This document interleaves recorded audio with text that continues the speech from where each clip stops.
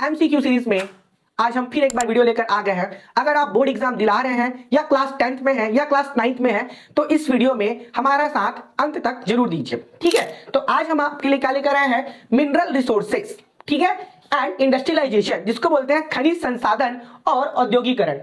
तो इसका हम लोग इंपॉर्टेंट एमसीक्यू क्वेश्चन करने वाले हैं जो कि बोर्ड एग्जाम में डायरेक्ट आपको पूछ सकता है। तो चैप्टर वाइज देखें हम लोग, सीजी बोर्ड यूनिट 5 से चैप्टर 4 है। तो पहला टॉपिक हमारे पास क्या है, मिनरल रिसोर्सेस, जिसको हिंदी में हम लोग क्या बोलते हैं, खनिज संसाधन। तो अगर इसको सिंपल सी भाषा में देखा जाए कि खनिज संसाधन क्या होता है, ठीक है, तो जमीन है, जमीन से खोदकर निकाले गए प्राकृतिक पदार्थ जिसका उपयोग हम लोग हमारे लिए करते हैं, ठीक है। उसका आर्थिक उपयोग भी हो सकता है, काफी सारी चीजों में उपयोग करते हैं। तो उन्हीं चीजों को क्या कहता है, हम लोग क्या कहते हैं उन चीजों को, खनिज संसाधन, ठीक है। खनिज मतलब खोदकर निकाली हुई चीजें, ठीक है। तो इसका देखते हैं डेफिनेशन, बोल सकते हैं खनिज संसाधन का अर्थ वे प्राकृतिक पदार्थ धरती की सतह या उसके भीतर पाए जाते हैं, ठीक है। सिंपल सी बात है, जो भी चीजें कहा है प्राकृतिक रूप से हो। मेन चीज क्या है इसमें, प्राकृतिक चीजें, इसको हम लोग नहीं बना सकते हैं, इसको याद रखेंगे। धरती की सतह या उसके भीतर जिन्हें आर्थिक उपयोग के लिए निकाला जा सकता है, उसका उपयोग भी होना चाहिए। तो ऐसे पदार्थ जो जमीन के अंदर हो और उसका आर्थिक उपयोग करे तो क्या कहलाएगा, खनिज संसाधन, मिनरल रिसोर्सेस, ठीक है। ये संसाधन विभिन्न प्रकार के हो सकते हैं, जैसे कि धातु के टाइप में अगर देखा जाए तो धातु में क्या क्या है आपका, सोना, चांदी, तांबा, ये धातु में आ सकते हैं। अशुद्ध धातु जैसे कोयला, पेट्रोलियम, महत्वपूर्ण सामग्री जैसे कि आपका चूना, पत्थर, ग्रेनाइट शामिल होते हैं। तो ये आपके खनिज रिसोर्सेज के क्या है, एग्जांपल है, ठीक है। इसका क्लासिफिकेशन जाएंगे तो काफी डिटेल में हो जाएगा। तो सिंपल सी बात याद रखेंगे, प्राकृतिक पदार्थ धरती या उसके भीतर जिसका उपयोग हम लोग आर्थिक उपयोग में करते हैं, ठीक है। चलिए आगे बढ़ते हैं। तो चैप्टर के नाम में अगला जो वर्ड था वो क्या था, इंडस्ट्रियलाइजेशन, औद्योगिकरण, ठीक है। तो इसका सिंपल सा डेफिनेशन बोल सकते हैं आम भाषा में कि पहले के जमाने में क्या होता था, काफी ज्यादा लोग काफी बड़ी मात्रा में किसी कार्य को कर रहे होते थे, ठीक है, और वे सब मिलजुल कर एक ही काम को कंटिन्यू करते रहते थे, तब जाके वो सामान क्या होता था, तैयार होता था। तो उसमें काफी लंबे लंबे प्रोसेस होते हैं, एक इंसान किसी काम को करेगा तब सामने वाला उसको करेगा, उस पर डिपेंडेंट ऐसे काम होता था, और इसमें काफी मात्रा में लोग भी रहते थे और टाइम भी ज्यादा लगता था। तो इन चीजों को कम करने के लिए उद्योग लगाए गए, बड़े बड़े मशीनरी यूज किए गए, जिसमें क्या होता था कि एक बार हमने सामान को उन चीजों में डाल दिया, अब वो मशीन पूरा ऑटोमेटेड तैयार करके डायरेक्ट क्या देगा, प्रोडक्ट। तो इसमें क्या हो गया, एक तो मजदूरों की संख्या कम हो गई, डिपेंडेंसी कम हो गया, लोग हमें चाहिए ही नहीं, लोग तो चाहिए होंगे लेकिन काफी कम मात्रा में। तो ये जो है पूरा ऑटोमेटेड एक सिस्टम तैयार हो जाता है किसी प्रोडक्ट को तैयार करने में, एकदम फाइनल प्रोडक्ट आपको मिलेगा, ठीक है। इसी प्रोसेस को क्या बोलते हैं, इंडस्ट्रियलाइजेशन या औद्योगिकरण। और औद्योगिकरण मतलब काफी बड़ी मात्रा में चेंजेस आना। तो डेफिनेशन देखते हैं, औद्योगिकरण एक ऐसी प्रक्रिया है जिसके अंतर्गत वस्तुओं का उत्पादन, क्या करते हैं हम लोग, वस्तुओं का उत्पादन मानव श्रम द्वारा ना होकर, ठीक है, क्या लिखा है, मानव श्रम द्वारा ना होकर मशीनों के द्वारा होता है। नए नए मशीनों एवं यंत्रों के आविष्कार के साथ औद्योगिकरण क्या हुआ, प्रारंभ हुआ। मतलब बोल सकते हैं कि मशीन आने लगे, उनका आविष्कार हुआ, तो इसी के साथ औद्योगिकरण क्या हुआ, इंडस्ट्रियलाइजेशन स्टार्ट हुआ। इसमें मशीनों के द्वारा बड़े पैमाने, क्या लिखा है, बड़े पैमाने मतलब बड़ी मात्रा में, कम, क्या लिखा है, कम लागत पर वस्तुओं का उत्पादन किया जाता है।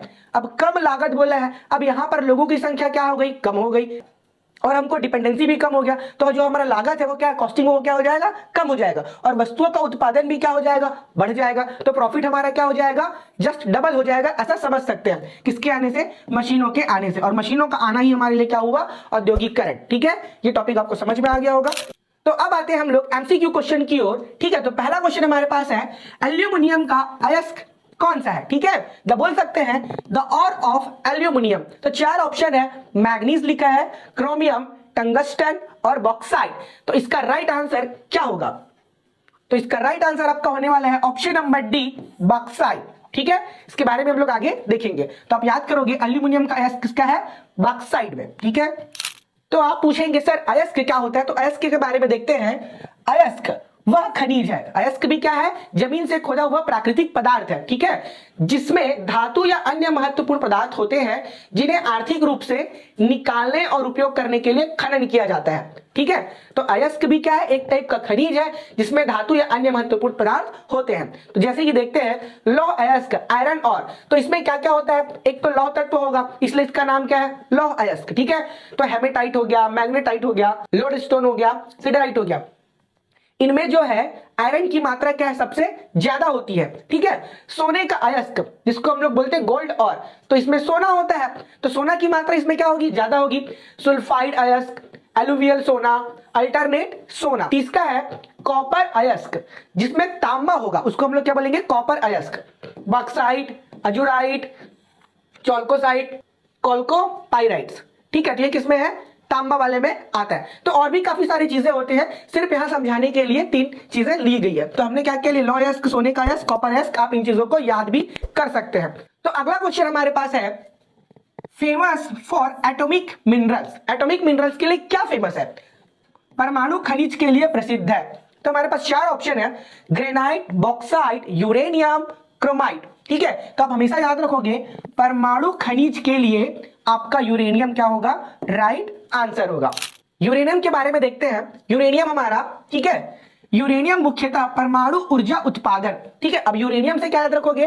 परमाणु ऊर्जा उत्पादन और परमाणु हथियारों में उपयोग होता है। किसका? यूरेनियम का।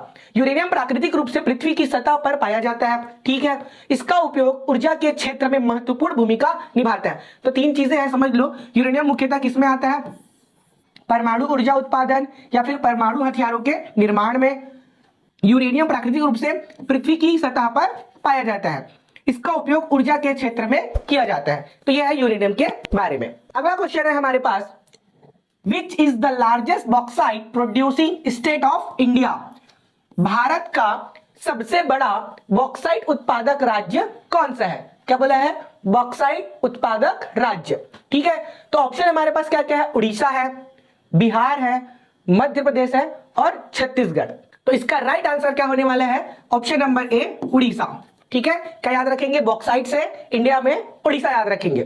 तो बॉक्साइट के बारे में देखते हैं। बॉक्साइट एक प्रमुख खनिज है। यह आमतौर पर उष्णकटिबंधीय क्षेत्रों में पाया जाता है। इसका रंग लाल, भूरा, ग्रे हो सकता है। भारत में सबसे बड़ा बॉक्साइट उत्पादक राज्य कौन सा है? उड़ीसा होने वाला है आपका। इसके अलावा गुजरात और मध्य प्रदेश में भी बॉक्साइट उत्पादन के प्रमुख राज्य है।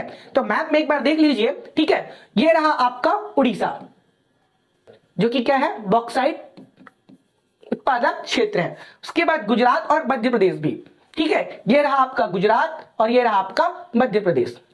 क्वेश्चन नंबर 4 है हमारे पास, इस्पात निर्माण में निम्नलिखित में से किस कच्चे माल की सबसे बड़ी मात्रा में आवश्यकता होती है? Which raw material is needed in the largest quantity for steel production among the following? तो पहला है बॉक्साइट, कोयला, चूना और potash.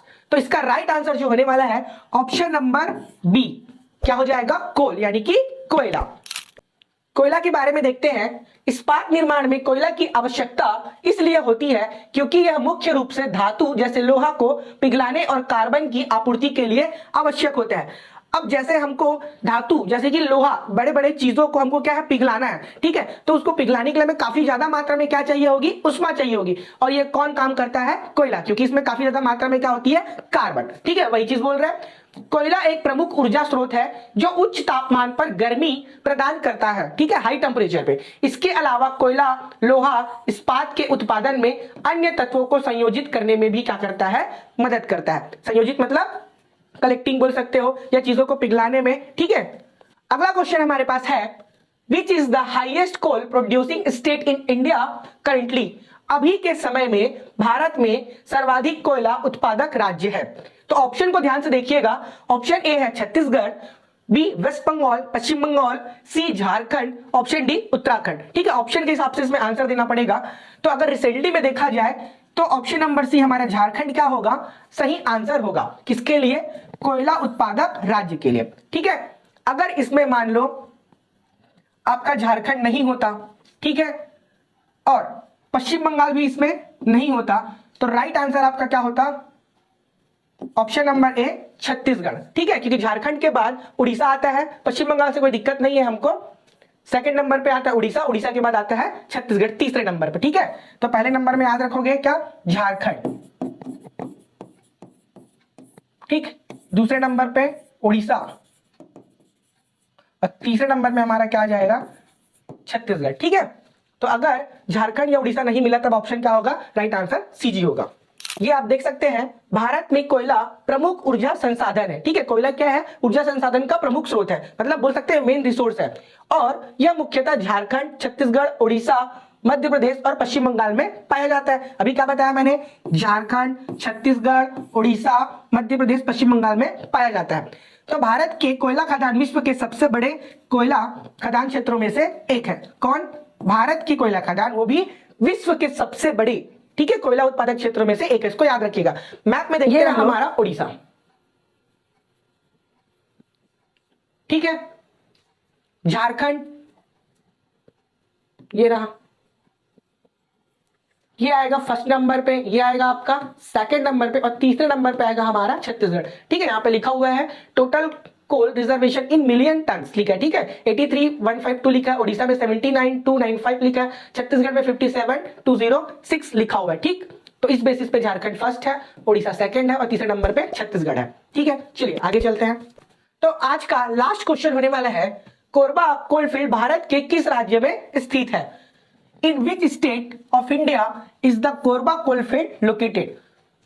Option A Chhattisgarh, option B Paschim Bengal, option C Bihar, और ऑप्शन डी झारखंड। तो इसका सिंपल सा आंसर होगा, ठीक है, कोरबा लिखा, तो कोरबा राज्य जो है वो कहां स्थित है हमारा, छत्तीसगढ़ में। तो इसका राइट आंसर क्या हो जाएगा, ऑप्शन ए छत्तीसगढ़ राज्य, ठीक है। ये आपका कोरबा कोलफील्ड देख सकते हैं।